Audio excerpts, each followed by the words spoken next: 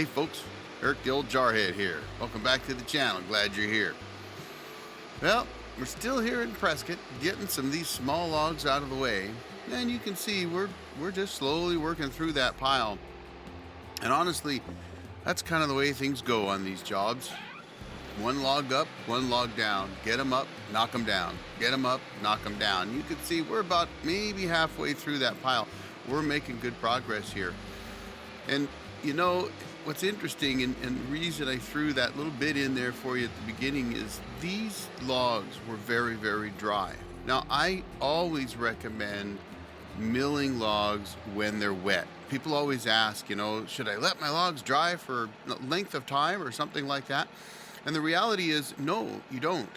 You actually want to mill logs up when they're still wet. And in fact, one of the things I often tell people is, if I could just stand my mill right up against the tree and start milling it right there, or perhaps just fall it right on the mill and then start milling it, that would be about as fresh as I want that log to mill.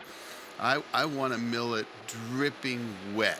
And I know that seems kind of crazy, but the truth is that bandsaw mills aren't actually designed to mill dry wood.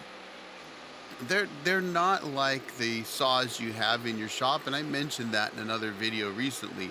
They're designed to mill up logs that are freshly felled. And there are some advantages to milling freshly felled logs over dry logs. For one, the type of band you use would be different, and there are carbide tip bands that are made for milling dry beams or logs. Although, again, I've mentioned this before too, they're not meant to be milling logs with bark on them with the potential to run into dirt and things like that.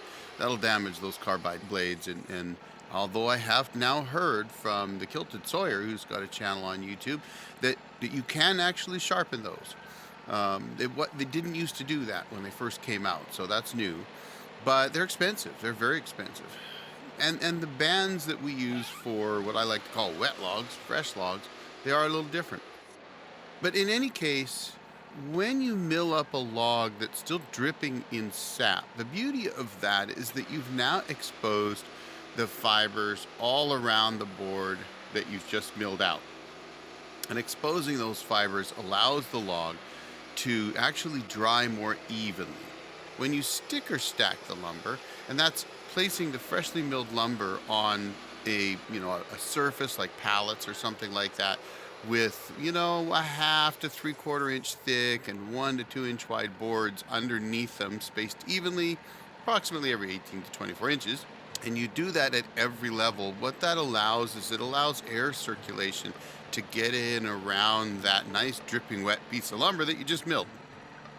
And it's that air movement that dries the lumber. So by stacking freshly milled lumber that came from logs that were freshly downed, what happens is you allow them to dry nice and evenly.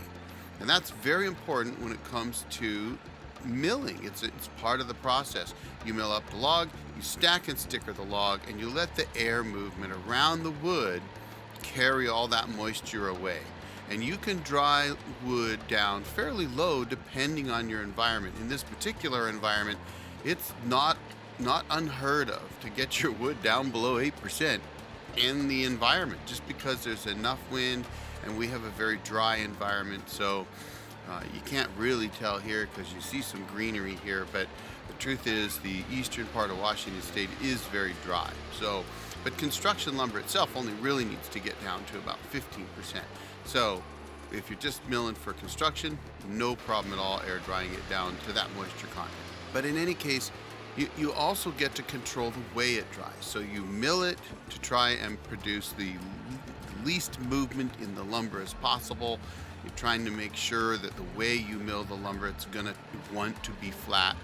And then by stacking and stickering the lumber and putting weight on top of it, of course, now you're also working to make sure that it dries nice and flat and evenly. Versus a dry log is actually going to be drier on the ends than it is in the middle.